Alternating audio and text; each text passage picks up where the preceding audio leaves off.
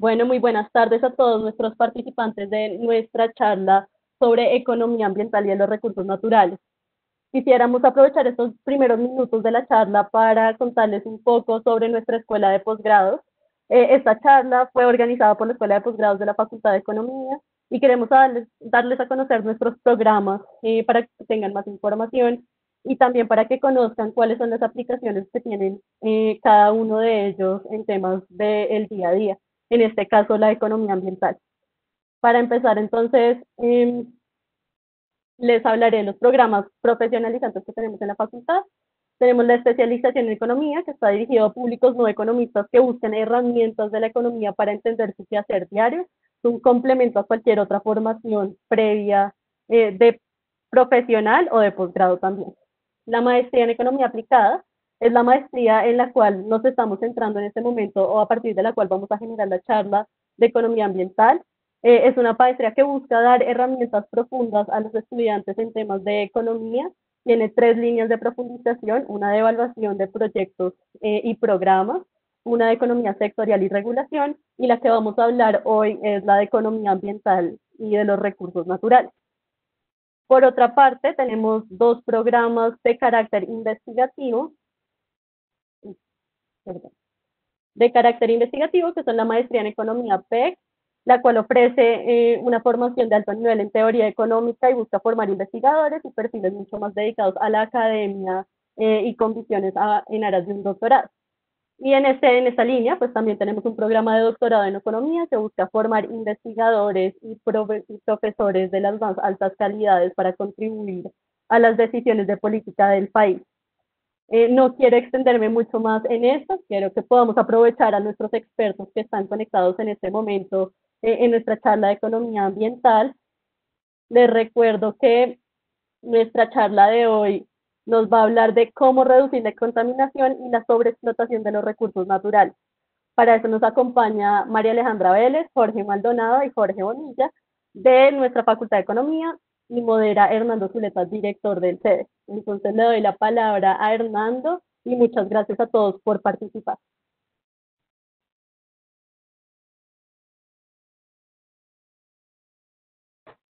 Muchas gracias, María Alejandra, y bienvenidos a todos. Entonces, el tema de hoy es economía ambiental y bueno, voy a plantear algunas preguntas generales y bueno, cada uno puede ir escogiendo qué responder. Y bueno, la primera y la más obvia es ¿cómo se explica la contaminación y la explotación de recursos naturales no renovables desde la economía? Hay racionalidad económica detrás del comportamiento de los agentes que producen y consumen combustibles fósiles contaminantes. Hay diseño económico que permita cambiar el comportamiento o abordar este problema. Entonces, adelante. Jorge Higinio, tal vez. Hola, Hernando. Buenas tardes a todos.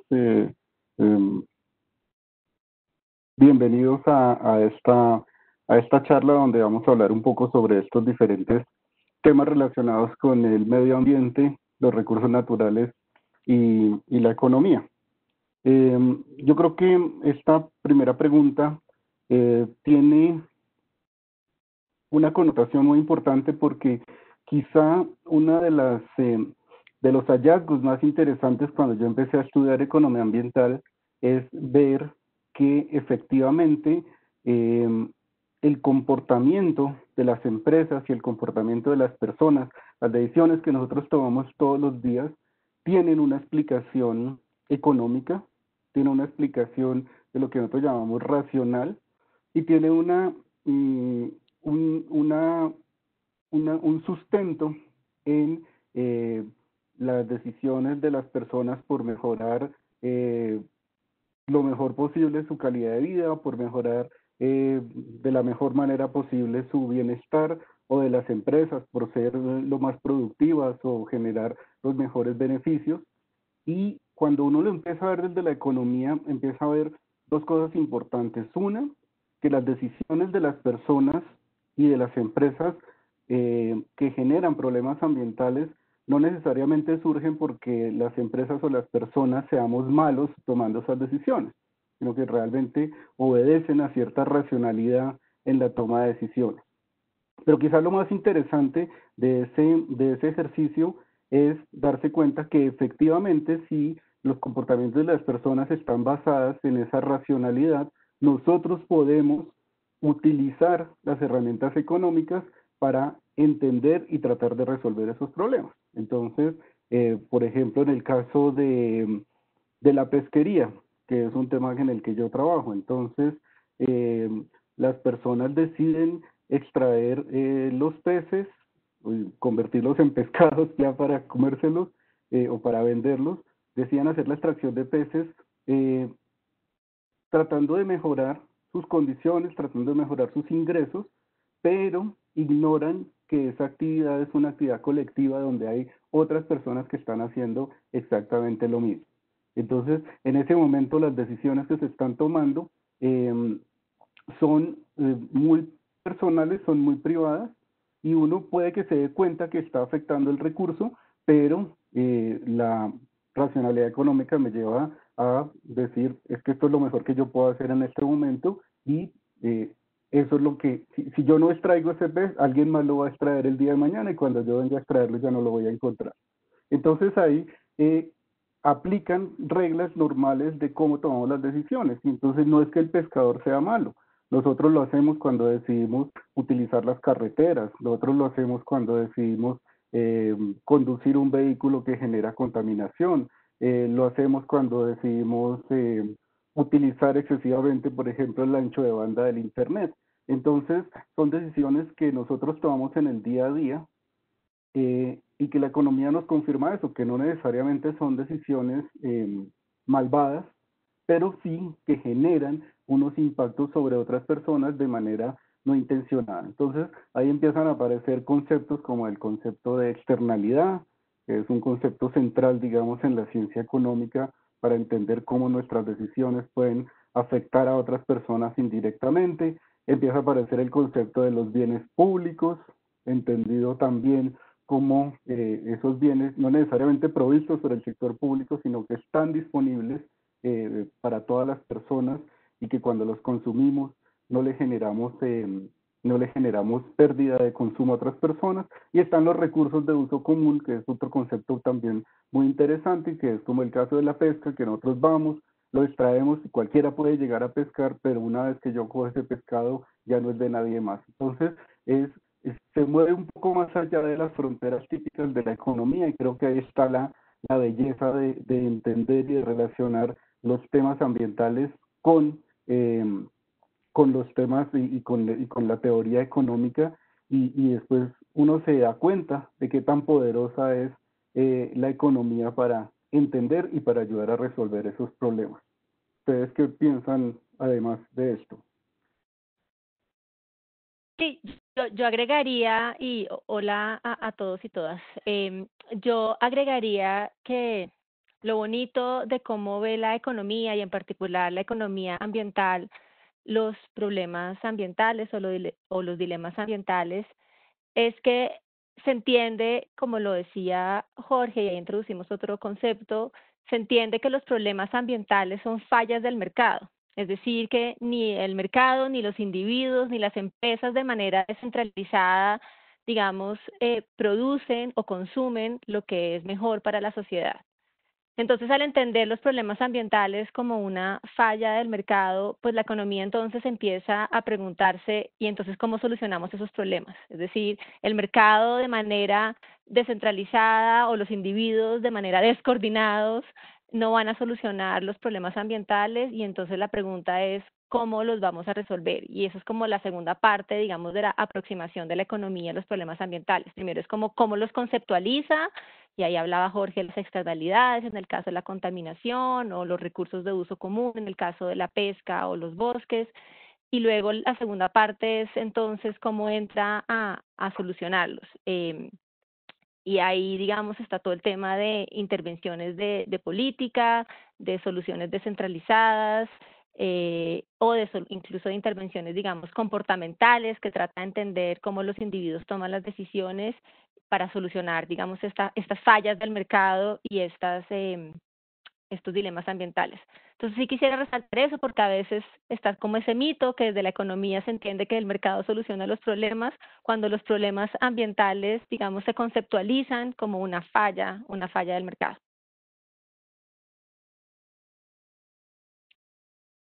Yo también agregaría, Gracias. algo A que ver, me parece importante, y es que la economía ambiental permite también utilizar conocimientos de otras disciplinas que son muy útiles para entender las problemáticas. Por ejemplo, en particular, yo soy ingeniero forestal, y una de las motivaciones que me llevó a mí a estudiar economía era la sobreexplotación de recursos madereros, la contaminación del aire, y actualmente me dedico a hacer investigación sobre los temas de contaminación del aire. Como mencionaba Jorge, hay un conjunto de racionalidad detrás de las personas que a veces les queda difícil como un poco internalizar o reflexionar sobre esas decisiones individuales que toman.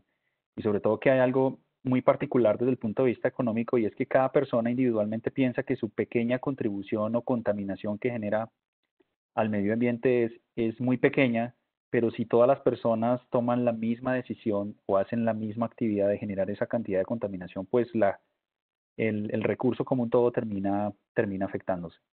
Cuando me refiero a utilizar información de otras ciencias es importante, porque cuando los temas ambientales se interrelacionan también con los temas sociales y con los temas económicos, existen unos temas de desigualdad que confluyen, desigualdad ambiental que confluye relativamente muy fuerte con las desigualdades económicas, con las desigualdades sociales. Por ejemplo, en el tema de contaminación, las personas que sufren o que están expuestas a la contaminación del aire son aquellas que se encuentran usualmente en sitios con bajos niveles de ingreso y donde el acceso a servicios de salud también no es el mejor.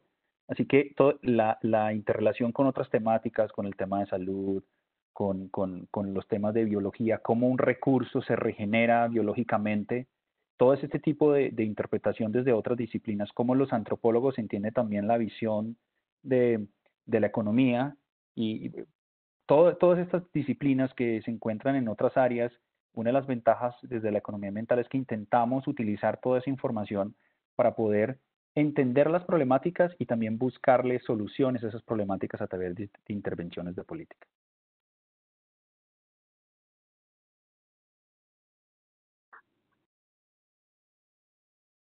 gracias, Jorge. Un anuncio para toda la audiencia.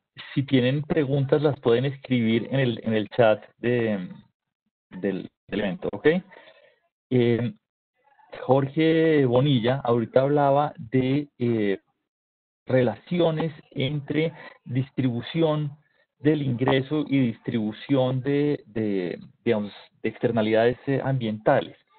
En realidad en Colombia hay una cantidad de espacios en los que convergen problemas medioambientales, problemas étnicos, problemas sociales y problemas de pobreza.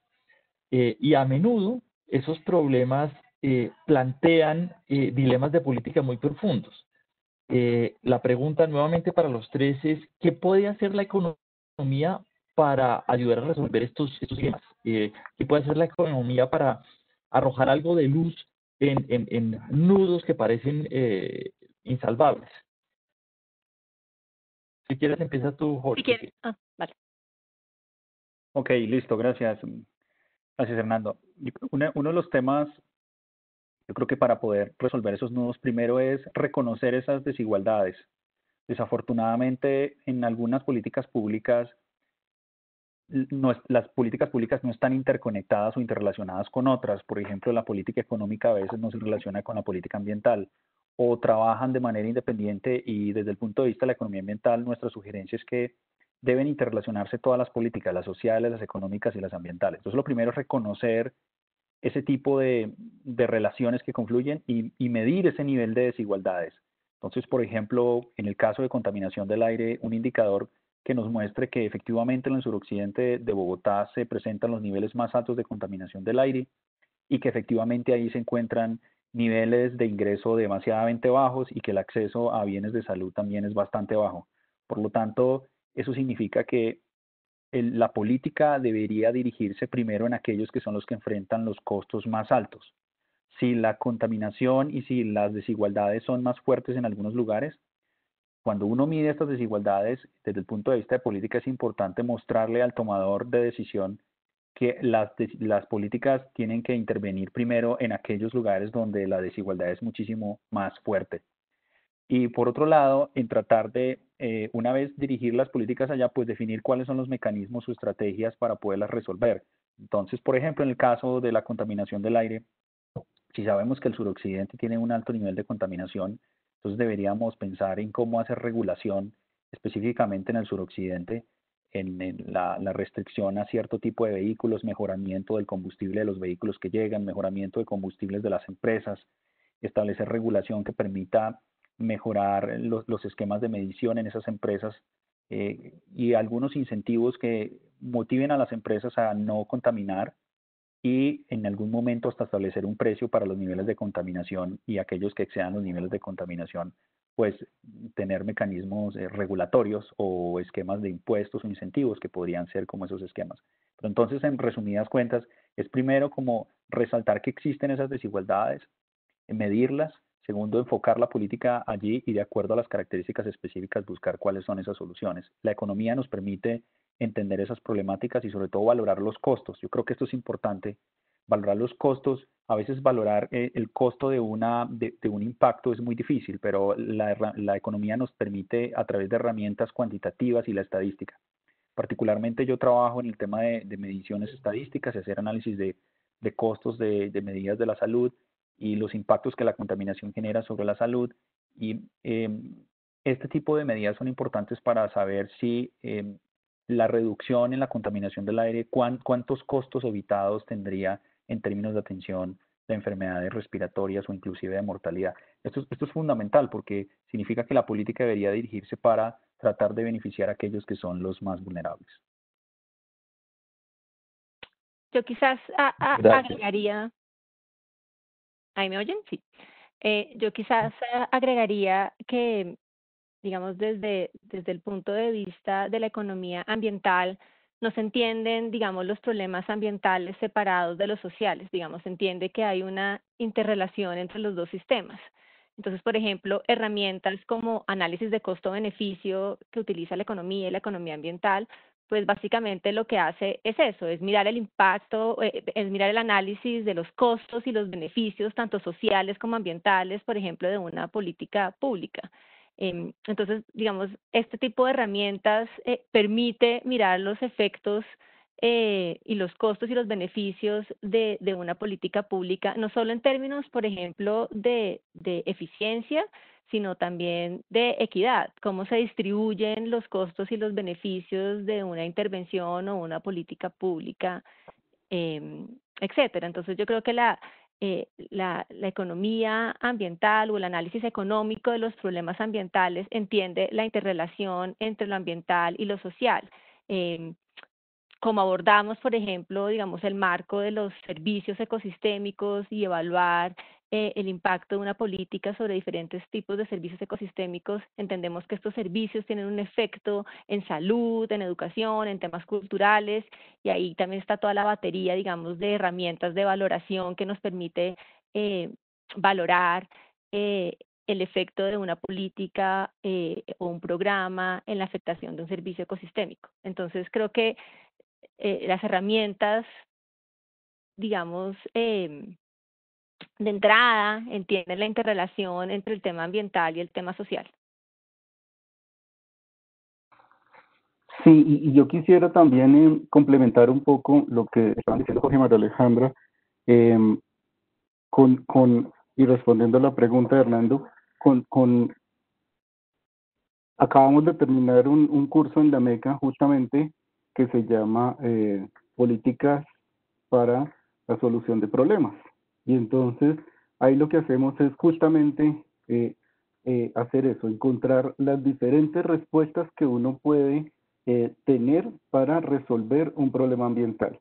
Ayer estábamos en una sesión muy interesante con los estudiantes porque parte de su trabajo era que ellos identificaran un problema ambiental identificaran cuál es la falla de mercado que nos mencionaba María Alejandra hace un rato, y a partir de identificar esa falla de mercado, los actores involucrados, proponer una serie de políticas que se pudieran implementar para resolver esas fallas de mercado. Una discusión es interesantísima mirando los problemas del relleno sanitario de Doña Juana, mirando los problemas de la contaminación atmosférica en la ciudad, mirando el problema de la deforestación en el Amazonas, mirando los problemas del crecimiento de la frontera agrícola, y entonces con la economía empezamos a encontrar que hay una batería de herramientas muy interesantes y además existe un paquete de criterios que uno puede utilizar para evaluar las diferentes políticas. Entonces, no es solamente la eficiencia en el sentido de que sea la política más barata, digamos, por la que logre los mejores resultados.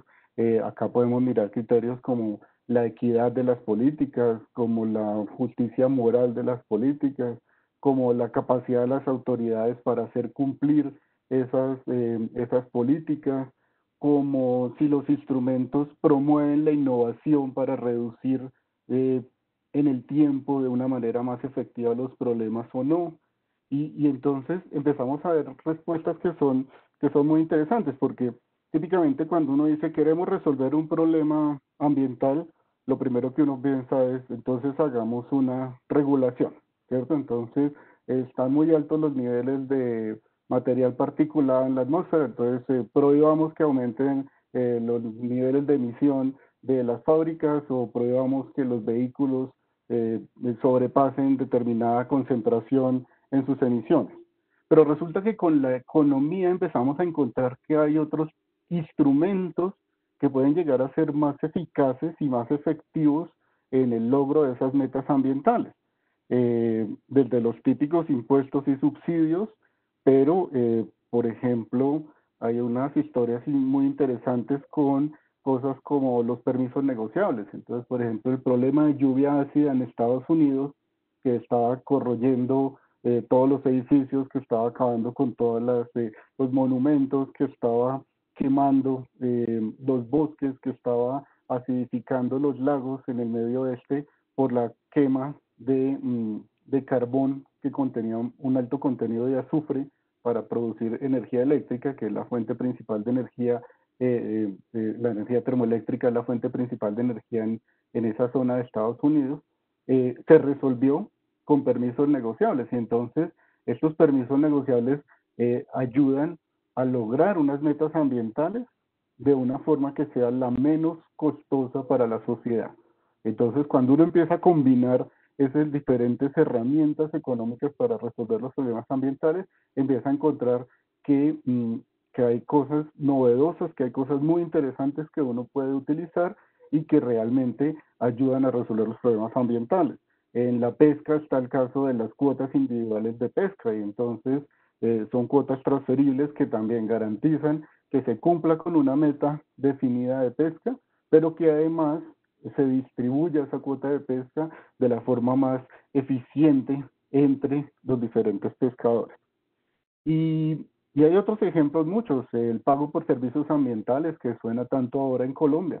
Pago por servicios ambientales es básicamente un instrumento que surge desde la economía como una herramienta que, involucrando esa racionalidad de la que hablábamos hace un rato, involucrando esas preferencias de las personas, lo que hace es encontrar una solución donde todos los actores involucrados ganan al poder enfrentar el problema de la provisión de un servicio. Típicamente puede ser el agua, que es quizá uno de los casos más evidentes para la provisión de agua en las cuencas. A partir de los pagos por servicios ambientales se puede resolver de una manera costo eficiente y de bajo costo, y además con lo que llamamos un gana-gana, con una situación donde todos están mejor, con herramientas como el pago por servicios ambientales.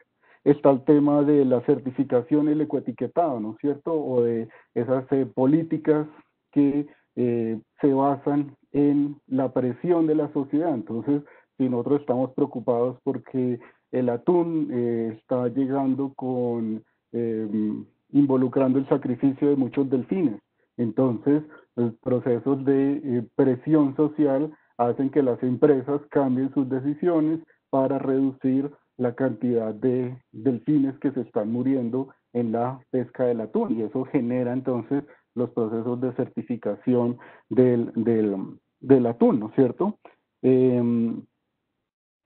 Y por otro lado, y ya lo mencionaba también María Alejandra hace un rato, está el tema de la acción colectiva y el tema de cómo las comunidades que son usuarios de los recursos pueden llegar a organizarse para resolver los problemas ambientales, o pueden llegar a organizarse en conjunto con autoridades o con otras instituciones mediante esquemas de comanejo, y eso puede llegar a generar resultados también mucho más efectivos y mucho menos costosos para toda la sociedad para resolver esos problemas ambientales. Entonces hay un abanico grandísimo de herramientas que uno conoce cuando estudia esto de economía ambiental y economía de recursos naturales, donde entiende uno por qué las personas toman decisiones, cómo es que toman las decisiones, y con base en eso, cuál es la mejor herramienta para resolver cada uno de los diferentes problemas ambientales. Y eso es muy interesante porque en la MECA, por ejemplo, no hay solo economistas, ¿no? Tenemos estudiantes de diferentes líneas originalmente, como ingenieros, zootecnistas, biólogos, ¿cierto? Y muchas veces uno piensa, cuando uno ha estado en la economía, uno piensa que pues muy usual decir, no, es que los problemas ambientales son culpa de la economía, ¿cierto? O son culpa del sistema económico. Pero cuando uno empieza a ver esto y empieza a entender lo que hace la economía, se empieza a dar cuenta más bien de lo contrario, que la economía se puede volver una herramienta muy poderosa para resolver esos problemas ambientales. Y que si uno se basa en las herramientas de la economía para resolver los problemas ambientales, puede llegar a soluciones que son mucho más efectivas para la sociedad en su conjunto. Muchas gracias, Jorge.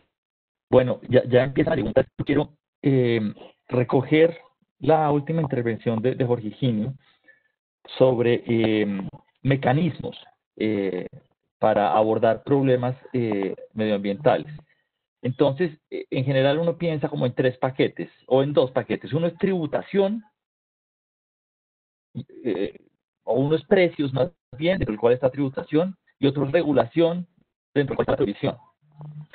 Y a la hora de comparar qué es lo mejor, hay gente que dice, bueno, pero si yo lo que estoy haciendo es ponerle un precio a la contaminación, no estoy pegándole a los incentivos, estoy permitiendo que gente más rica contamine más, pero no estoy atacando el problema medioambiental. En particular, me parece que, perdónenme y reviso quién hace la pregunta, Andrés Martínez dice, bueno, no estamos apagando los incentivos o no estamos, perdón, no le estamos haciendo nada a los incentivos si decimos, bueno, el que contamina paga y ya. ¿Cuál sería la reacción ante ese tipo de crítica y cuál sería la mejor combinación de políticas? Si quieres empieza María Alejandra. Vale, antes de contestar esta pregunta, yo te agregaría como otra batería, digamos, de instrumentos. Entonces mencionaste, digamos, el tema de impuestos, el tema de regulación, pero está también todo el tema, por ejemplo, de definir, digamos, derechos de propiedad. O hay instrumentos de mercado como los permisos transables o como las certificaciones de las que hablaba Jorge. El tema de impuestos, todo lo contrario, y ahí pues, Jorge seguro se extenderá porque contaminación es su tema de investigación, pero yo iniciaría, digamos, el comentario con lo siguiente, y es, el punto es si está bien puesto el precio para desincentivar la contaminación. La idea de los impuestos es que la gente pague, digamos, por unidad, tonelada de contaminación, etcétera, precisamente para desincentivar que lo hagan en el futuro. Ahora, si el precio está muy bajo, pues obviamente no se desincentiva, pero lo que se estudia en la economía es dónde poner ese precio de manera correcta. Y además, pues los impuestos tienen una cantidad de, digamos, de beneficios, que si está el precio, si el precio es correcto, digámoslo así, generan innovación tecnológica, etcétera. Entonces, no es el que contamina paga para seguir contaminando, sino todo lo contrario, es generar un desincentivo a la contaminación y un incentivo al desarrollo tecnológico para producir tecnología que de hecho contamine menos. Pero sí, ahí le doy la palabra a Jorge Bonilla para que se extienda en el tema de contaminación. Gracias, María Alejandra. Sí, yo quisiera como responder a esa pregunta diciendo lo siguiente, y es que hay maneras a las cuales uno puede atacar el problema pensando si existe un mercado donde uno puede intervenir o si no hay mercado para ese problema ambiental. En el caso de la contaminación, por ejemplo, y relacionándolo con el principio de que contamina paga, uno podría pensar de que si hay emisiones, pensemos en las emisiones clásicas de emisiones de CO2 que todos estamos hablando hoy en día sobre los problemas de cambio climático.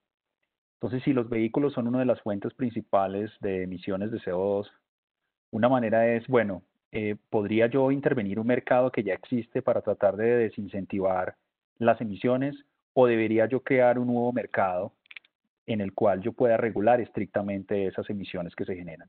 Si yo usara un mercado ya existente, por ejemplo, sería el mercado del consumo de combustibles o el consumo de gasolina cuando uno usa el vehículo. Entonces, una manera es, pensemos sin política antes se pagaba el precio de la gasolina sin ningún impuesto ambiental extra y ahora con el mecanismo de que el que contamina paga, la original filosofía del que contamina paga era pensar ex ante que no había política y ex post donde ya hay política, donde el objetivo es subirle el precio al consumo de combustible con el objetivo de que la persona se desincentive. Cuando uno analiza estos mercados que ya existen, como el consumo de gasolina, una cosa importante para mirar es si, cómo responde la gente ante el impuesto o ante la subida de precio. Si la gente responde muy poco, es decir, si la gente reacciona, dice, ah, bueno, si me suben el precio de la gasolina, yo voy a seguir usando mi vehículo, pues entonces desafortunadamente el efecto sobre la reducción de emisiones es muy poco. Así que antes de poder entrar a regular, uno quisiera cuantificar cómo la gente reacciona ante el consumo de ese bien si se sube el precio. Entonces, si no hay una muy buena reacción, tocaría subir el precio de una manera muy alta. Además, estos impuestos que se recaudan originalmente no solamente quieren tratar de resolver el problema de la contaminación, sino que también los recursos que se recaudan podrían de alguna manera hacerse el link para que puedan utilizarse con el objetivo de reducir distorsiones en otros mercados o utilizarse para promover el transporte público, etcétera. Así que originalmente esa es una ventaja. Pero ¿qué pasa si yo de pronto busco un mercado en el cual no voy a un mercado que no existe, como en el caso, no hay un mercado de emisiones de CO2, entonces uno lo que dice es creemos un mercado, como ha ocurrido en muchos países, por ejemplo el mercado de comercio de emisiones reducidas en Europa, que es uno de los más conocidos, entonces se crea un mercado virtual en el cual se establece un precio para cada una de las emisiones a través del mecanismo de transacciones.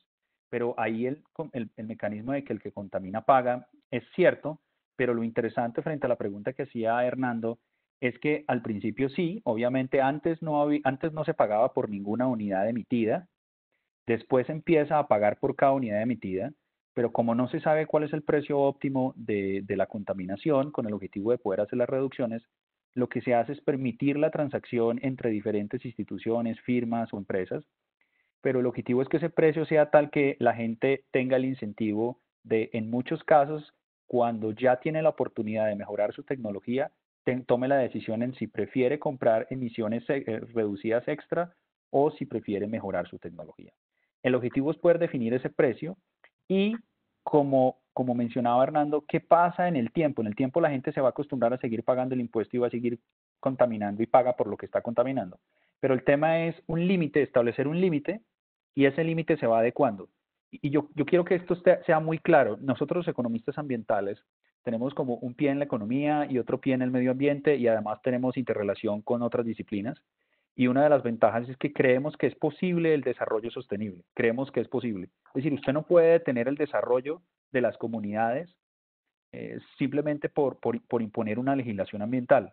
Lo que creemos es que es posible llegar en una senda a cierta velocidad, buscando ese óptimo donde el nivel de contaminación sea el menor, que impacte menos a la población. Así que uno establece un límite específico de contaminación y luego las instituciones pueden transar sobre los precios de esas emisiones y luego el límite de contaminación máxima se va reduciendo en el tiempo, se va reduciendo de tal manera que el precio se va a ir ajustando poco a poco y siguen pagando porque el que contamina paga, pero ya va a ser cada vez más difícil cumplir la meta, así que van a tener incentivos para poder cambiar su tecnología. Ese es como el mecanismo en general que por ahora podría comentarles. Hay otros mecanismos, pero podríamos dejarlo para después. Y ahí, Hernando, si me permites, creo que conecta muy bien con la siguiente pregunta que hay de Mario Mercado, y es cuál es el rol de las instituciones como las corporaciones autónomas regionales en el caso de en Colombia. Pues muchos de estos instrumentos que estamos hablando, los impuestos, las tasas de uso retributivas en el caso de agua, los pagos por servicios ambientales, pues las autoridades regionales son quienes podrían, digamos, implementar, monitorear, diseñar estos instrumentos para ponerlos en prácticas en las regiones. Los pagos por servicios ambientales de los que hablaba Jorge Maldonado al inicio, que son estos instrumentos en el que básicamente queremos pagar a los dueños o propietarios de tierras cuencas arriba para que protejan el bosque y se provea agua y se lo paga, por ejemplo, el acueducto del municipio. Ese tipo de diseños de esos pagos por servicios ambientales, pero los impuestos para los tasas de uso retributiva del agua, ese tipo de instrumentos, las autoridades, las corporaciones autónomas regionales en Colombia son los llamados a diseñar e implementar y monitorear esos instrumentos.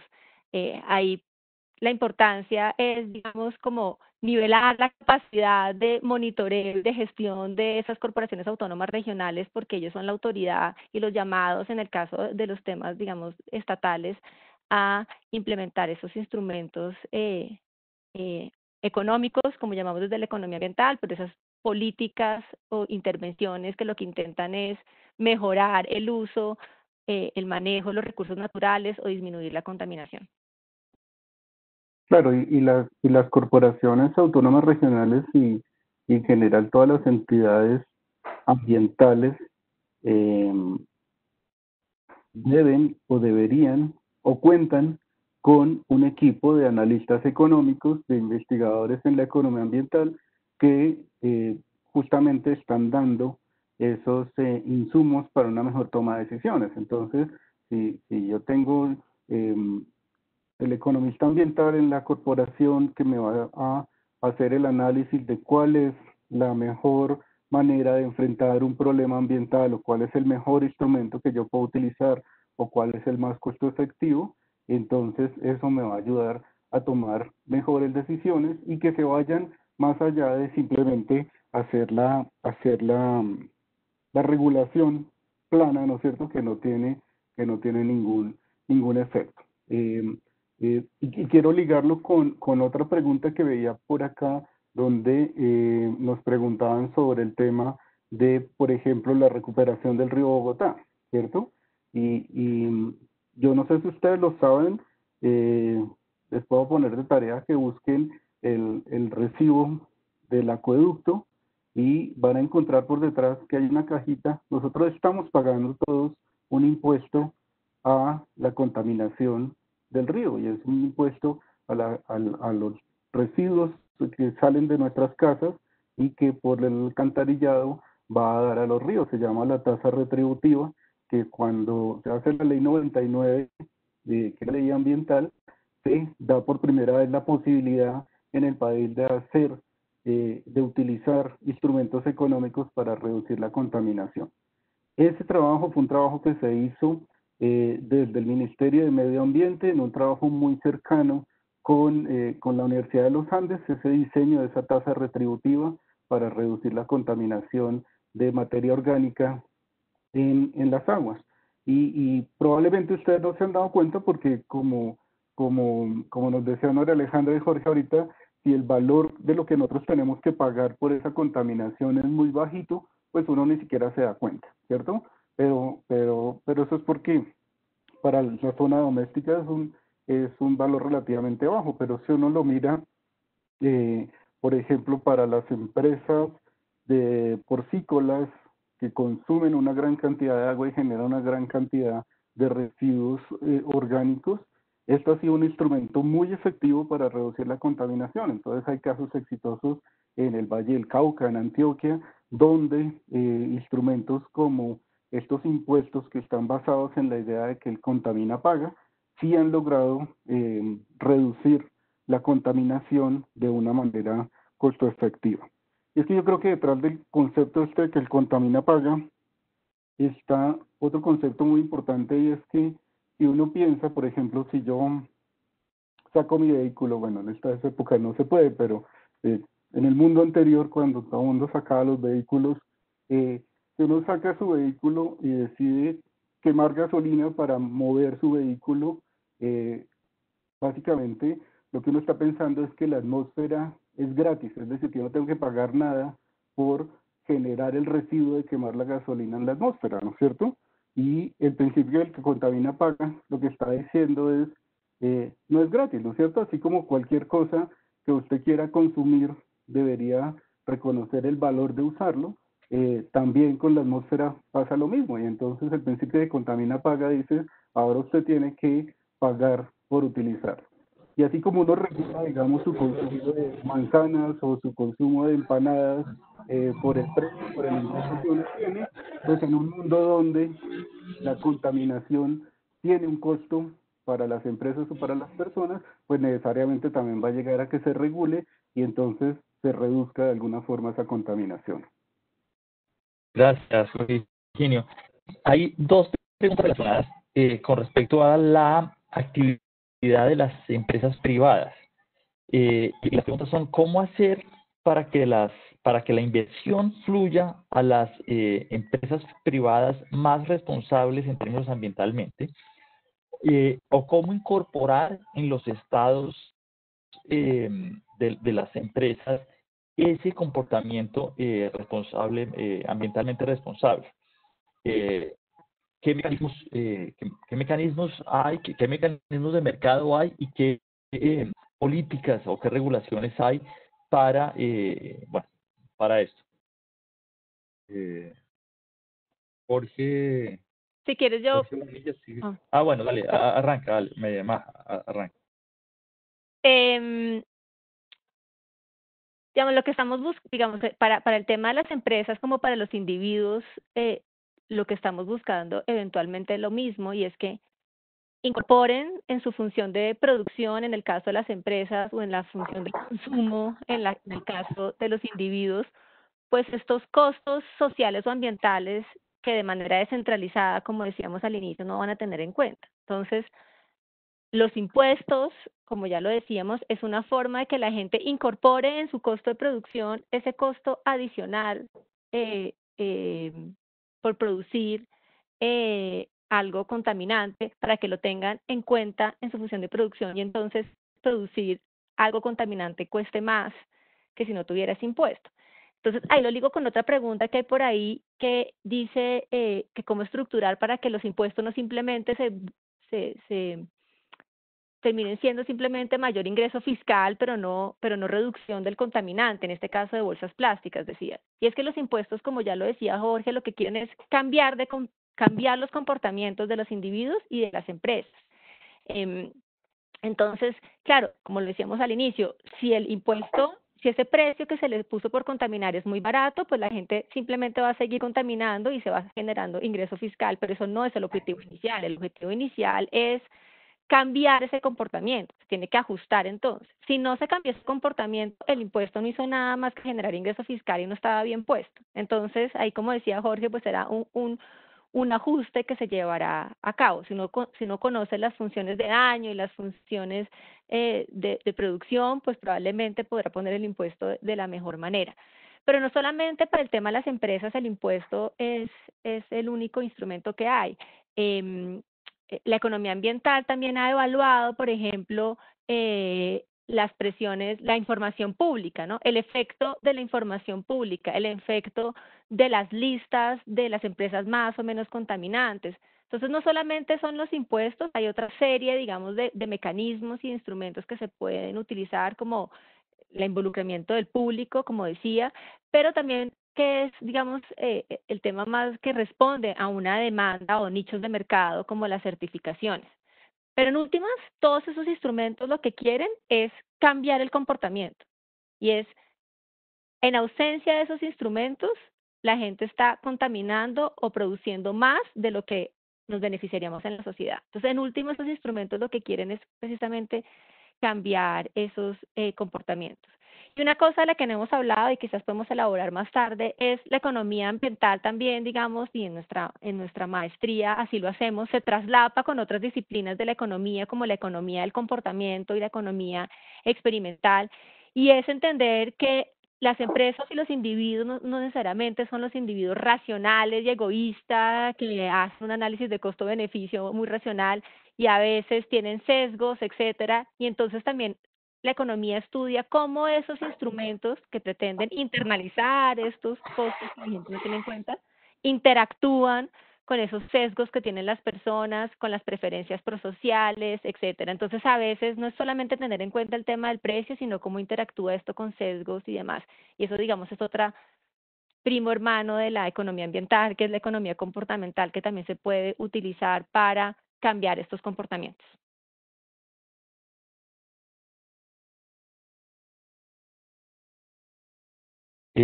Hay dos preguntas nuevamente relacionadas con los efectos de los impuestos. Entonces, la primera es, ¿qué tan efectivos han sido? ¿Ha habido evaluaciones? ¿Sabemos qué tipo de política ha generado reducciones en contaminación y qué política no? Y la siguiente pregunta es, bueno, si el recaudo de los impuestos es significativo, ¿puede contribuir a la inversión en proyectos ambientales? Y la pregunta continúa diciendo, bueno, ¿las ganancias son solamente vía incentivos o el recaudo tiene un impacto real en la lucha por proteger el medio ambiente?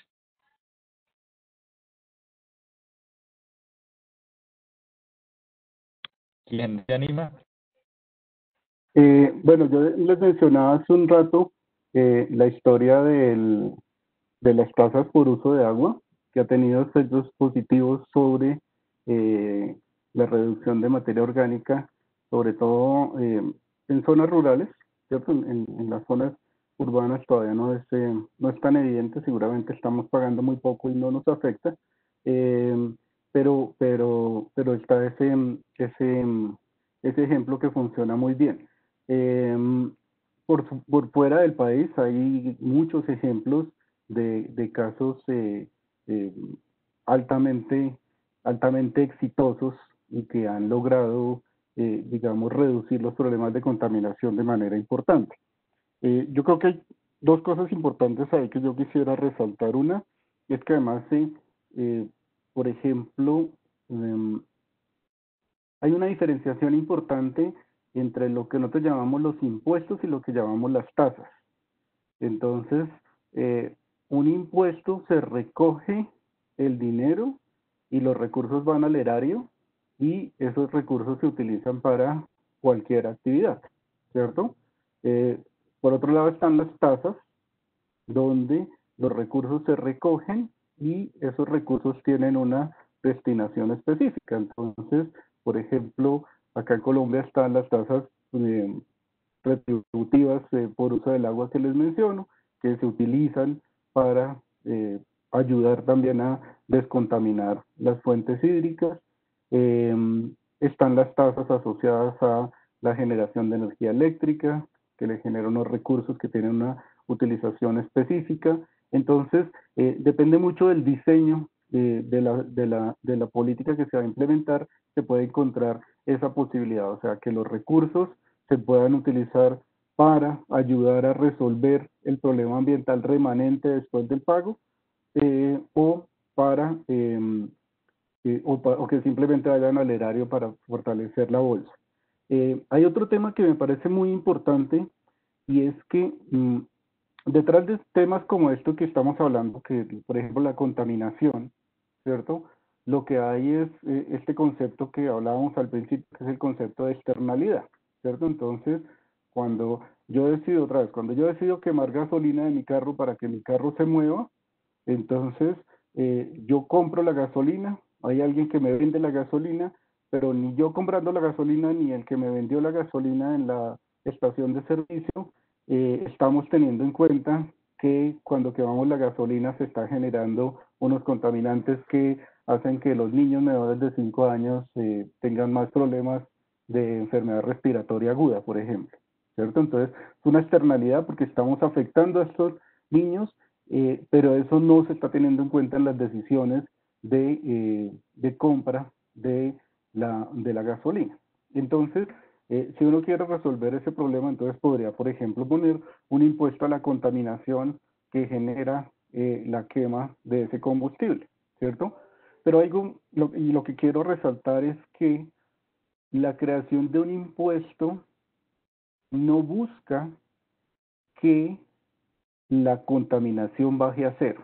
O sea, excepto cuando la contaminación es algo muy extremo, como algo radioactivo que genera daños en el cerebro de las personas o una cosa así que sea muy mortal. eh, para la mayoría de los casos de contaminación, y es algo que también aprendemos y que lo podemos asociar a este concepto del desarrollo sostenible, en el mundo de desarrollo sostenible no estamos libres de contaminación. Solo estamos buscando mecanismos para que los niveles de contaminación se mantengan en unos estados o a unos determinados niveles en los cuales eh, el daño que esté generando sea un daño que esté, digamos, dentro de unos límites aceptables. Entonces, es importante, ninguna herramienta está destinada a llevar a cero el problema de contaminación, porque llevar a cero el problema de contaminación implicaría unos costos tan altos para las empresas o unos costos tan altos para las personas que resultaríamos haciéndole más daño que el beneficio que obtenemos de bajar esa contaminación a cero. Entonces, otra vez, volvamos al caso de la gasolina. Entonces, si queremos que no se generara una sola partícula de contaminación de la gasolina, entonces tendríamos que volvernos todos caminantes o todos andar en bicicleta, y eso seguramente le generaría un costo a la sociedad mucho más grande que el generado por la emisión de cierto nivel de contaminante. Entonces, si el ambientalista puro cree que hay que llevar los niveles de contaminación a cero y el desarrollista puro cree que hay que llevar los niveles de contaminación al máximo para garantizar la libre movilidad del sistema económico, en el desarrollo sostenible, que es una de los resultados o una de las tareas, digamos, en las que busca aportar la economía ambiental, pensamos que debemos estar es en un lugar donde haya una repartición equilibrada entre los costos y los beneficios que genera cada uso que hacemos de los diferentes bienes de la sociedad. Yo quisiera agregar algo a lo que mencionó Jorge y sobre la pregunta un poco sobre las evaluaciones de los impuestos. Quiero tomar el rol del análisis cuantitativo porque fundamentalmente dentro de la disciplina económica, en realidad en Colombia son muy pocas las evaluaciones que se conocen muy rigurosas del efecto de los impuestos. Primero que todo, son muy pocos los impuestos ambientales que se han puesto. El más novedoso y más, digamos, apoyado por muchos de los economistas ambientales fue el impuesto a las emisiones de CO2 que se incluyó en la reforma tributaria del 2016 a finales del año 2016. Y ese ha sido el impuesto ambiental más conocido y del cual podría uno decir que fue construido bajo un análisis de diferentes enfoques. El de las tasas retributivas, como mencionó Jorge, ya llevaba bastante tiempo, así que se había podido evaluar hace rato.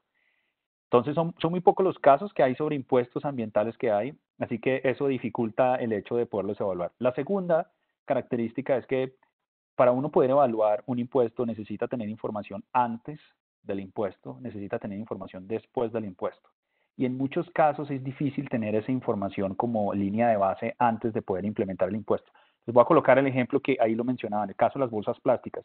En algunos casos hemos intentado evaluar el tema de las bolsas plásticas y mirar si el impuesto tuvo algún efecto, pero es muy difícil porque no hay línea de base de qué sucedía antes con el consumo de las bolsas plásticas. Y cuando me refiero a qué sucedía antes es tener datos a nivel más detallados sobre el consumo de las bolsas plásticas a nivel de los hogares o a nivel de las unidades de superficie donde se venden o donde se transan las bolsas plásticas cuando la gente va al supermercado. Entonces, es muy difícil a veces evaluarlo. Se requieren datos más detallados y además de requerir los datos detallados, también requerimos herramientas cuantitativas detalladas desde el punto de vista de la estadística y rigurosidad. Para colocar un ejemplo, si uno analiza el impacto de una política, como usualmente a veces se menciona el tema de las políticas de restricciones vehiculares para la contaminación del aire, si uno implementa una restricción vehicular el fin de semana y compara las emisiones del fin de semana, la contaminación del aire del fin de semana con la contaminación del viernes, pues obviamente que esos resultados no son comparables, porque la contaminación del viernes es un día hábil y donde todo el mundo circula, versus el fin de semana donde la gente está circulando a baja intensidad. Entonces, este tipo de características son importantes cuando nosotros hacemos las evaluaciones y eso es lo que nosotros mostramos en la maestría, que hay herramientas técnicas, herramientas estadísticas que nos permiten hacer un análisis riguroso de los datos para verificar si alguna medida de política, como en el caso, por ejemplo, de los impuestos o una restricción, tienen efectos o no tienen efectos sobre una variable de interés. En este caso, por ejemplo, la contaminación, si queremos mirar la contaminación o el consumo de menos bolsas plásticas. Así que hay una batería de instrumentos técnicos que la misma maestría provee para poder hacer esos análisis. Fernando, yo ahí quería agregar antes de que hagas la siguiente pregunta, y es que quizás en todo este análisis o discusión que hemos tenido hasta ahora, nos hemos enfocado, digamos, como en una visión más microeconómica, y ahora que Jorge menciona los impuestos al carbono o los impuestos a las emisiones, vale la pena decir que desde la economía y desde la economía ambiental, pues también hay una forma de modelar y una forma de aproximarse al cambio climático y, digamos, a las soluciones más globales y menos locales. Entonces, el mismo impuesto al carbono, por ejemplo, pues no hemos logrado un acuerdo global que acoja esto, pero la economía también estudia qué pasa cuando un país acoge este impuesto y el otro no, cómo se cambian las emisiones de un país a otro, cómo afecta eso el tema del crecimiento económico,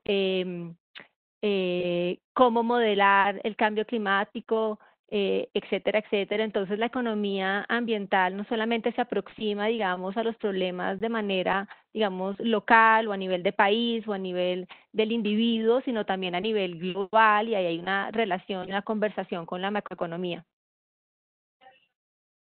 Bueno, muchas gracias. Entonces aprovecho la intervención de María Alejandra para conectar con un problema que no es directamente macroeconómico, pero que está relacionado con la macroeconomía de forma persistente, y es el problema de economía política. Entonces, una de las preguntas que nos hacen es, estas consultas que se han hecho y que paran proyectos de minería, por ejemplo, la razón que hay detrás es la razón ambiental.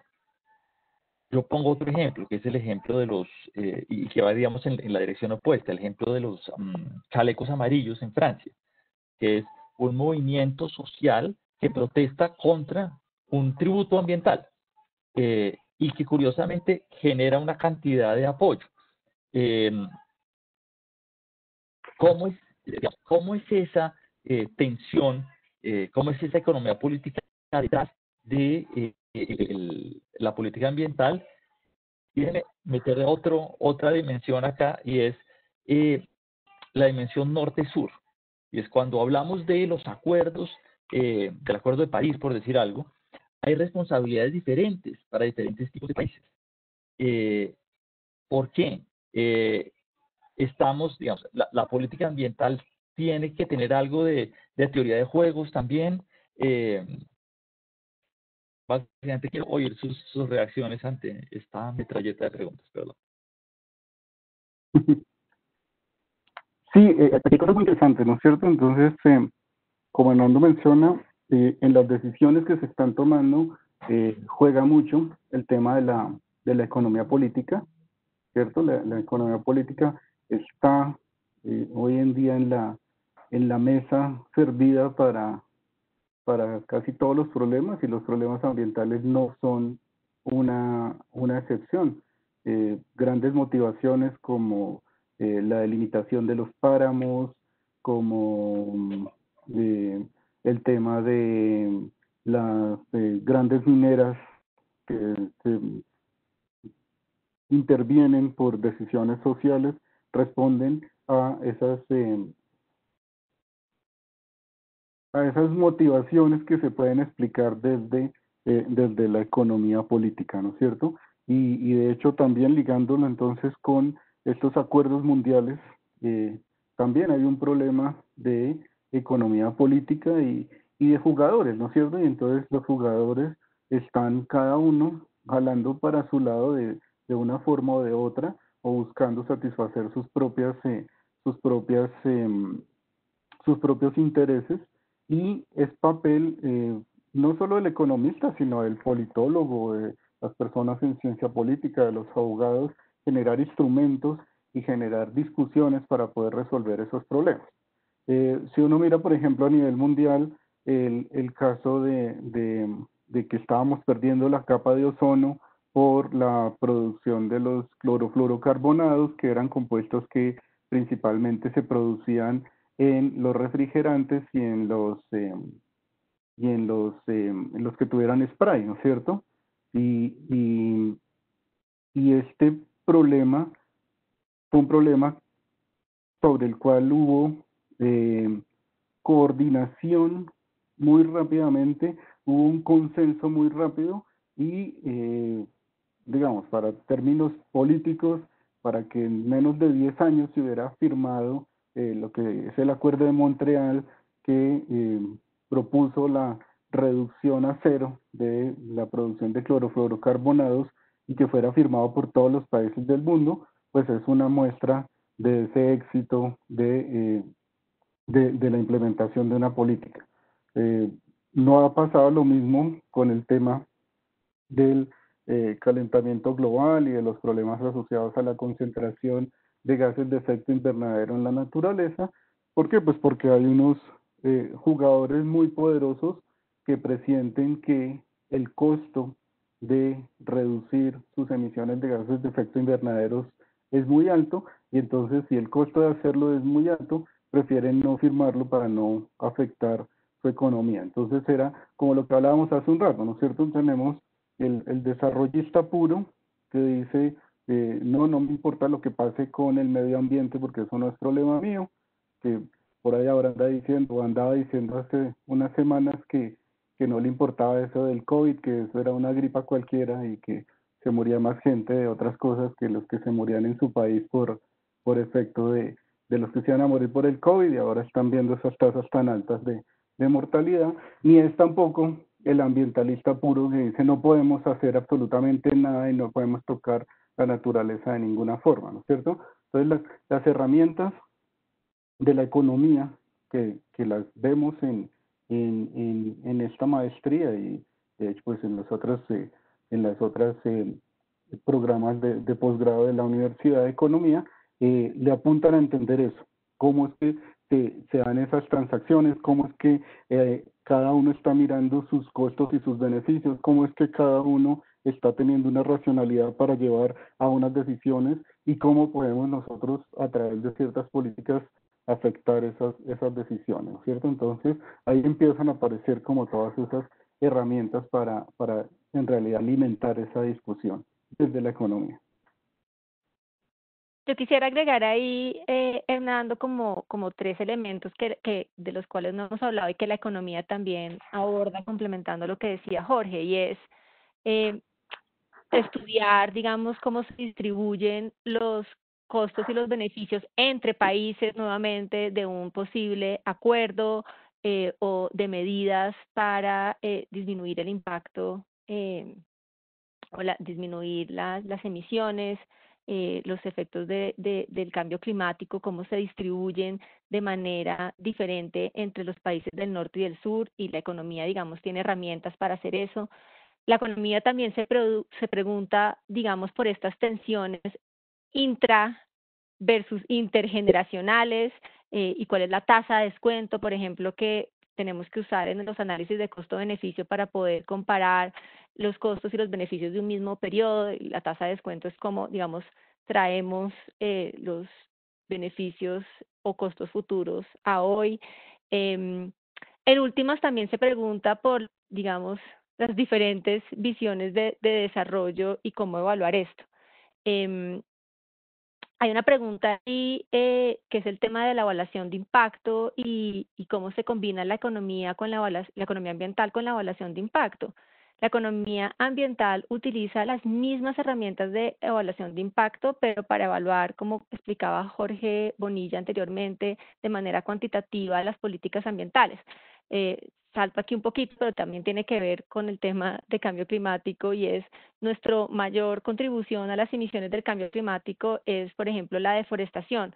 Nosotros evaluamos, por ejemplo, el impacto de una política como es la titulación colectiva a comunidades negras en Colombia. Utilizamos técnicas de evaluación de impacto para poder comparar eh, comunidades con títulos colectivos con comunidades comparables sin títulos colectivos.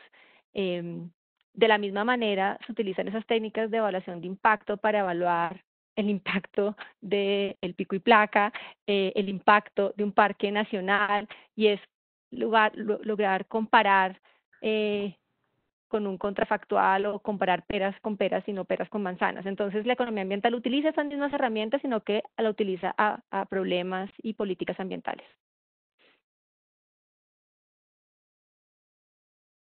Yo quisiera agregar Ahí, ya, dale. ya para muy corto, sobre lo que tú decías de economía política. La economía política es fundamental y sobre todo porque es la que determina si la política se puede implementar.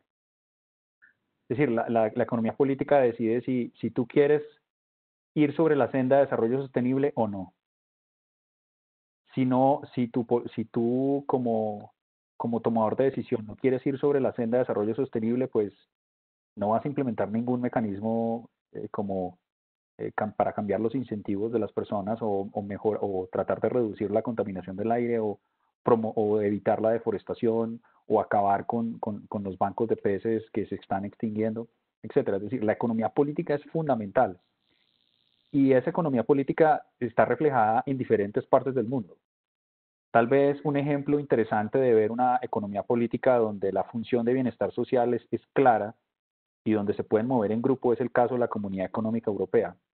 La Comisión Europea usualmente se mueve de manera conjunta. Ahora con todo el tema de la pandemia han ya realizado algunos documentos donde se menciona que quieren moverse todos en grupo como la como Comunidad Económica Europea con el objetivo de ir en la senda de desarrollo sostenible porque entienden que el planeta está siendo afectado por las decisiones que hemos tomado y que la deforestación, la contaminación, todo esto tiene impactos en la estabilidad realmente de todos los procesos naturales que hay en el planeta.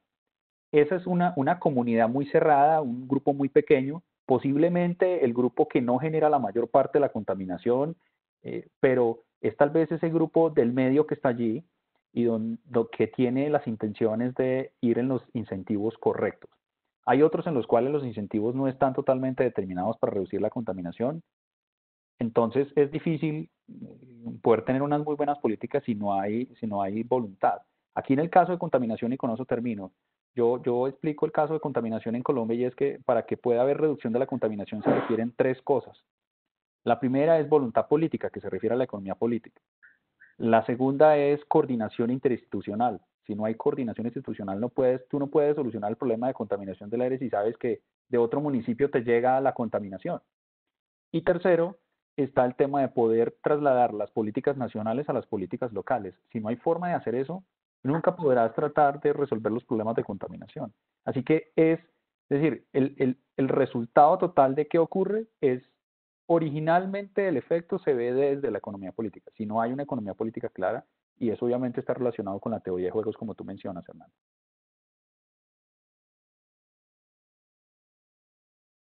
Muchas gracias. Ya una súper específica. ¿Qué opinan de establecer límites a la producción sobre actividades económicas que generen mayor contaminación?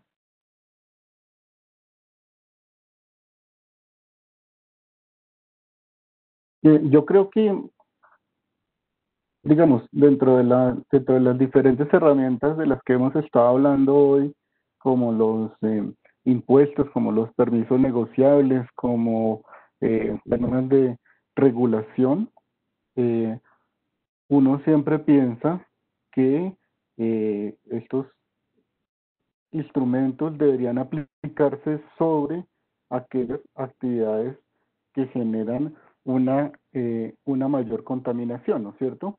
El tema es que uno lo puede hacer de dos formas diferentes, o uno lo puede hacer tratando de reducir o afectando o grabando o cobrando por la contaminación como tal, o grabando por la actividad que produce esa contaminación. ¿Mm? Típicamente, en un mundo donde uno tiene mucha información, uno debería aplicar las políticas es sobre el contaminante como tal, ¿cierto? De tal forma que las empresas puedan modificar, que eso es algo muy importante de los instrumentos económicos, y es que permiten que las empresas o que los agentes modifiquen sus conductas. Entonces, si yo puedo modificar mi conducta para no pagar el impuesto, a nadie le gusta pagar impuestos, entonces, si yo puedo modificar mi conducta para no pagar el impuesto por el contaminante que estoy generando, entonces lo hago sin que eso necesariamente afecte mi actividad productiva. En el segundo mundo mejor, nosotros no podemos cobrar un impuesto o no podemos aplicar una herramienta sobre el contaminante, entonces se aplica sobre la actividad productiva. El ejemplo típico es la contaminación por agroquímicos en la agricultura. Entonces, eh, como los agroquímicos atraviesan el suelo y llegan a las aguas subterráneas, y ahí es cuando generan los problemas ambientales, porque esas aguas subterráneas brotan o se utilizan en otros lugares ya estando contaminadas, pues uno no puede saber qué tanto del contaminante lo generó cada una de las fincas. Entonces lo que se hace es poner una herramienta o un instrumento de política sobre la actividad productiva. Pero típicamente la herramienta sobre la actividad productiva es menos deseada que la herramienta sobre el contaminante como tal, ¿cierto? Porque uno no quisiera que la actividad económica o que el desarrollo económico de la sociedad se viera frenado, ¿cierto? Por generar mejores condiciones ambientales. Se pueden generar mejores condiciones ambientales sin que necesariamente se afecten las actividades productivas.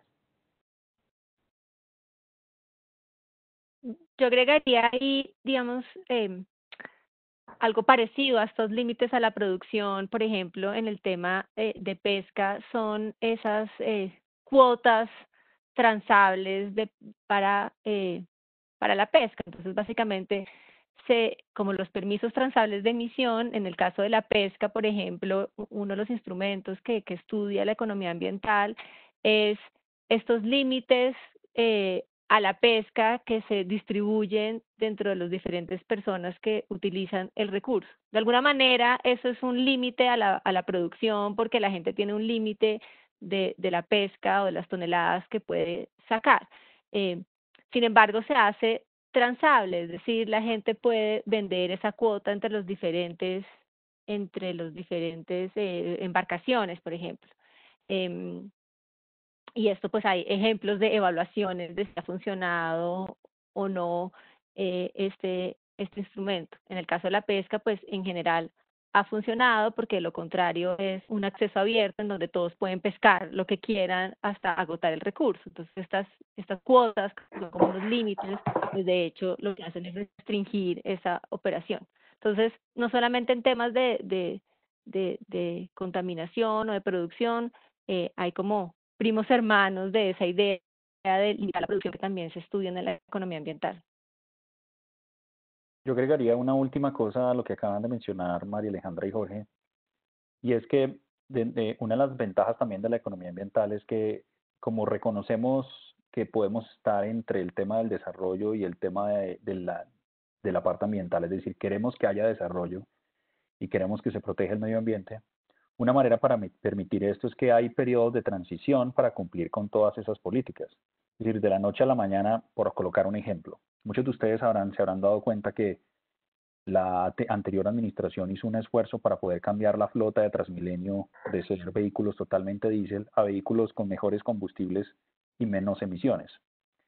Entonces, esta es una dirección de la política. Muchos de los ambientalistas en ese momento no quedaron satisfechos con la solución específica que ocurrió.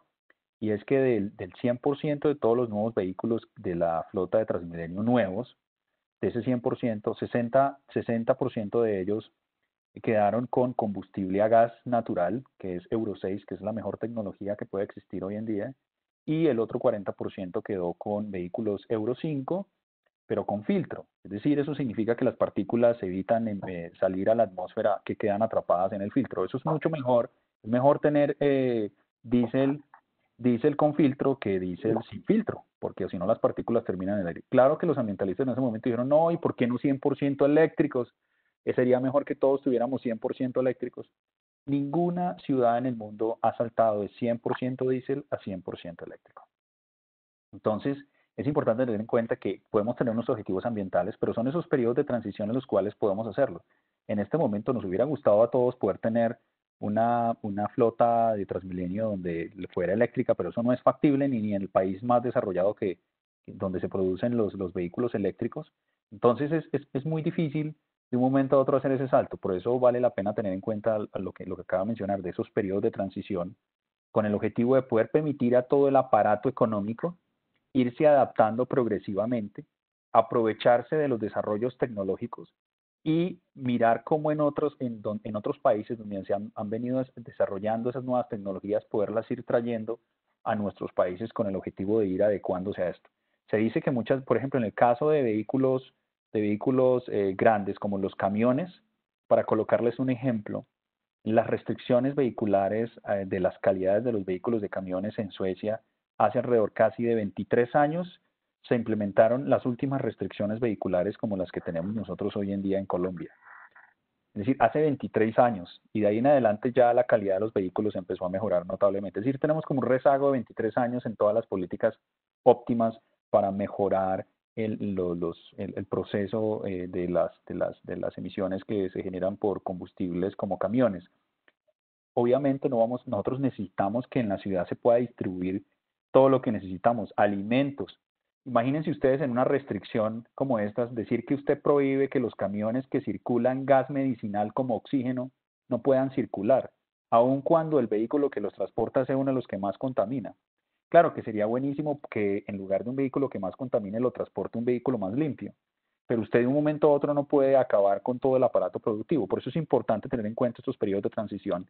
Y entonces en la economía ambiental también se plantean estos escenarios de simulación. ¿Qué pasaría si empezamos con unas tasas de reconversión de esta manera? Y por eso el objetivo es utilizar toda esa batería de instrumentos económicos que hay para poder llegar a ese objetivo en un tiempo razonable. Bueno, muchas gracias. Siguen llegando preguntas interesantes, pero esto es una diferente y es, ¿cuáles herramientas brinda la MECA, la Maestría en Economía Aplicada, a sus estudiantes para poder abordar temáticas ambientales? Bien, pues la MECA tiene una historia muy interesante porque resulta que la Universidad de los Andes, por allá en el año 94 o 93, tuvo una maestría en economía ambiental que fue financiada en ese momento por el Banco Interamericano de Desarrollo y que fue apoyada académicamente por la Universidad de Maryland. Entonces, en ese momento se creó este programa de maestría que generó una cantidad importante de economistas ambientales, entre los cuales nos contamos los dos Jorges que estamos acá, que fuimos estudiantes de esa maestría con un programa que era muy fuerte y muy riguroso en el tema de economía ambiental y de recursos naturales, porque venía diseñada a partir del programa de doctorado que existía en la Universidad de Maryland.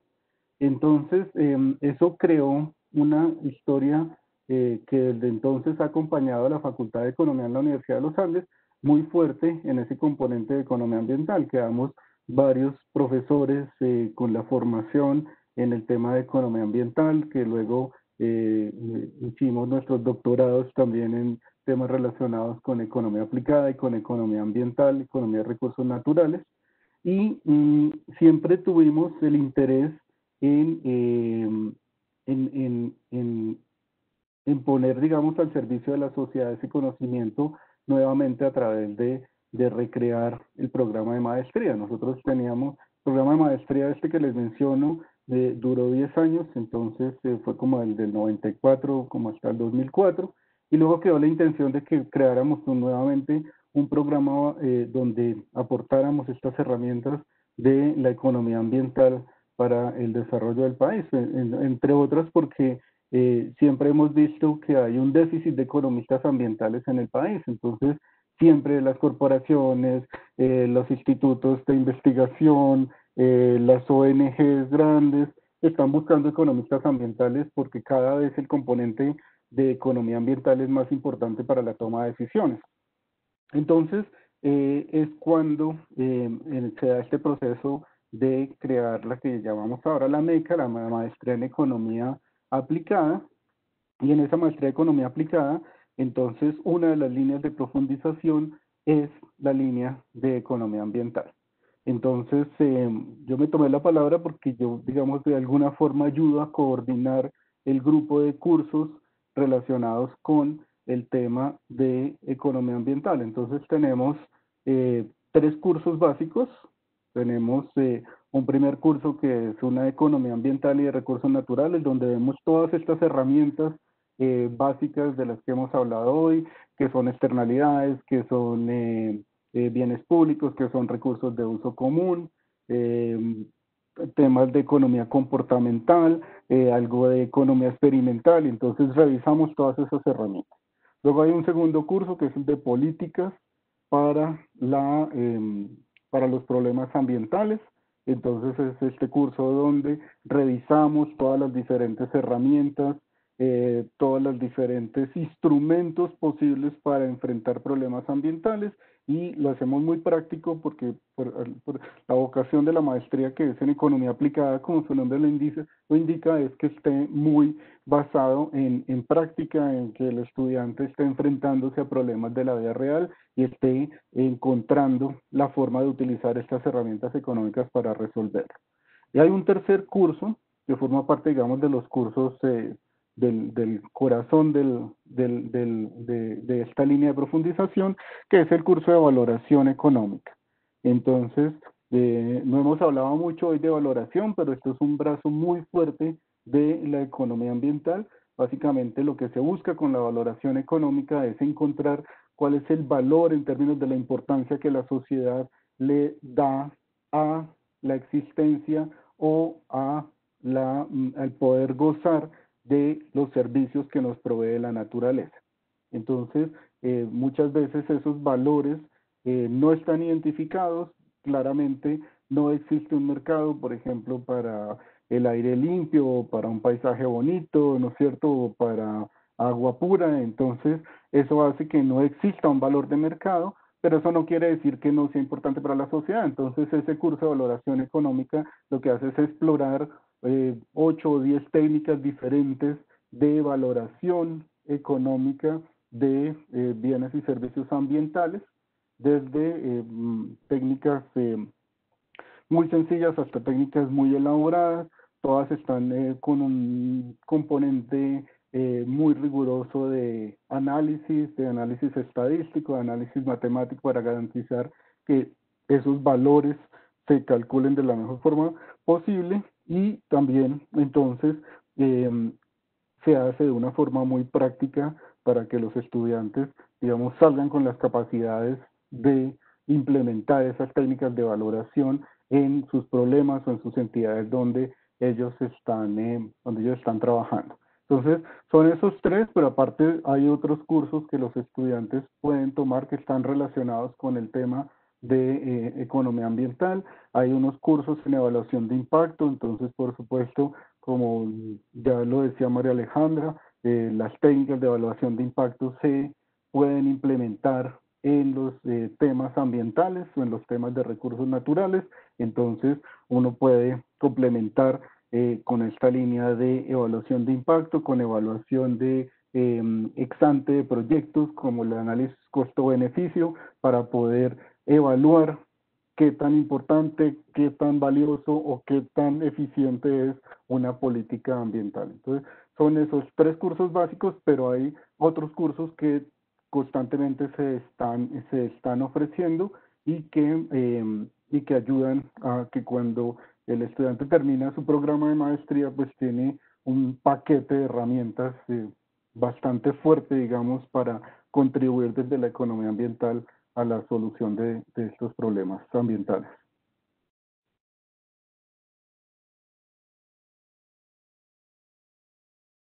También quiero mencionar, ya que mis compañeros quedaron en un silencio alargado, que hacemos algo muy interesante también, y es que en estos cursos tenemos invitados de diferentes perspectivas, ¿no es cierto? Entonces, invitamos, por ejemplo, este semestre invitamos a personas del DNP, del Grupo de Ambiental del Departamento Nacional de Planeación. Tenemos a Manuel Rodríguez, que fue ministro de Medio Ambiente. Tenemos a Mauricio Mira, que está trabajando ahora en el tema de mercados verdes. Tiene una organización multinacional con la que trabaja en tema de mercados verdes. María Alejandra nos da una clase sobre el tema de acción colectiva para el manejo de recursos naturales. Jorge Alexander nos da una clase sobre el tema de mercados de carbono y la implementación de los mercados de carbono para resolver el tema de cambio climático. Entonces hacemos, en todos los cursos siempre tenemos un paquete de profesores invitados que van cada uno fortaleciendo las clases y los contenidos de las clases con su propia experiencia desde diferentes líneas, desde la línea estatal, desde la línea privada, desde la línea académica, y eso hace entonces que los estudiantes puedan como también ver todas esas diferentes perspectivas a la hora de enfrentar los temas ambientales.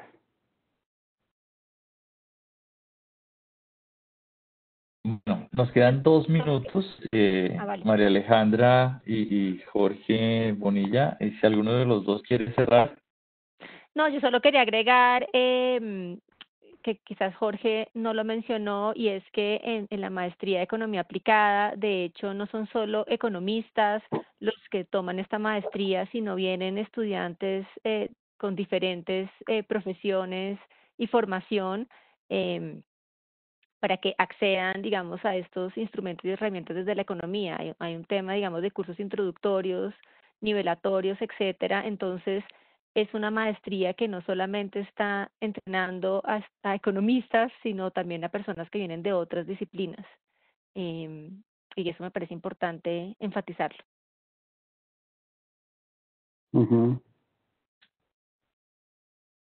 Sí.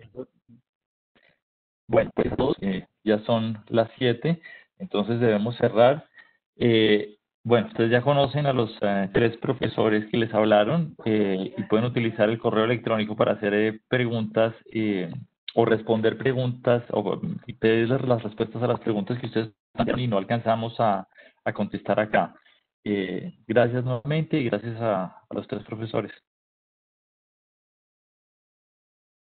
Bueno, muchas gracias a Gracias. todos. Muchas gracias. Chao. Bueno, muchas gracias a todos nuestros profesores y a todos nuestros participantes por estar hoy con nosotros. Como lo dijo Hernando, les dejamos un correo electrónico donde pueden escribir todas sus preguntas y las podremos contestar a la mayor brevedad posible. Se las remitiremos a nuestros expertos de ser necesario. Muchas gracias a todos y pues una feliz noche. Gracias, Chao. chao.